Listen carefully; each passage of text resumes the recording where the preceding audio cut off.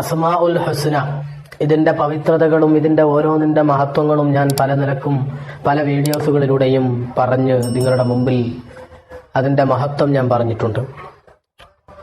അഷൈഖ് സ്വാലിഹുൽ ജഅഫരി റളിയല്ലാഹു അൻഹു പറയുന്നതായിട്ട് കാണാം, അള്ളാഹുവിന്റെ വിശുദ്ധ നാമങ്ങളിൽ ഓരോന്നിനും അതിൻ്റെതായ പ്രത്യേകതകളും മഹത്വങ്ങളുമുണ്ട്.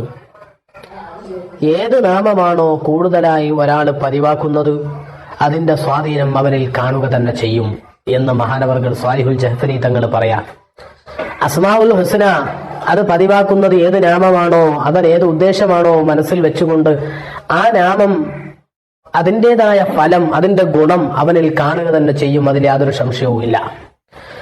എന്നാൽ ഒരൊറ്റ ഒരു നാമമാകുന്ന അള്ളാഹുവിന്റെ ഇസ്മുകളിൽപ്പെട്ട ഏറ്റവും മഹത്വമുള്ള, ഏറ്റവും പ്രതിഫലമുള്ള, വലിയ മഹത്വമേറിയ ഒരു നാമമാണ് യാ ബാഖി,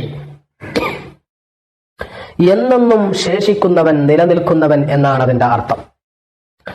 ഈ യാ ബാഖി എന്ന ഇസ്മ, അത് യാ ബാഖി യാ അള്ളാഹ് എന്ന് പറഞ്ഞാലും അള്ളാഹുവിനെ കൂട്ടിച്ചേർത്തുകൊണ്ട് പറഞ്ഞാലും പ്രശ്നമില്ല. യാ ബാഖി എന്ന ഇസ്മ ഒരൊറ്റ ഇരുത്തത്തിൽ ഇരുന്നു കൊണ്ട് ഈ ഇസ്മ 100 തവണ ഈ ഇസ്മ യാ ബാഖി യാ അള്ളാഹ് അല്ലെങ്കിൽ യാ ബാഖി എന്ന് ഒരു ഇരുത്തത്തിൽ ഇരുന്നു കൊണ്ട്, വേറെ സമയത്തടുത്ത് പോകാൻ പാടില്ല, അവിടെ ഇരുന്ന് അതേ ഇരുത്തത്തിൽ ഇരുന്നു കൊണ്ട് തന്നെ 100 തവണ ഈ ഇസ്മ ചൊന്നാൽ, ഈ ഇസ്മ പറഞ്ഞാൽ, ഈ ഇസ്മ പറഞ്ഞുകൊണ്ട് അവിടെ ഇരുന്നു കൊണ്ട് അവന് പ്രാർത്ഥിക്കണം. അവന്റെ ഉദ്ദേശം എന്താണോ അത് പറഞ്ഞുകൊണ്ട് അവന് പ്രാർത്ഥിച്ചാൽ അവന്റെ വിഷമങ്ങൾ മാറാൻ, അവന്റെ രോഗങ്ങൾ സുഖപ്പെടാൻ, ഉദ്ദേശങ്ങൾ പൂർത്തിയാവാൻ, വിപത്തുകളിൽ നിന്ന്, ആപത്തുകളിൽ നിന്ന് രക്ഷപ്പെടാൻ ഒക്കെ കാരണമായി തീരും ഈ ഇസ്മ.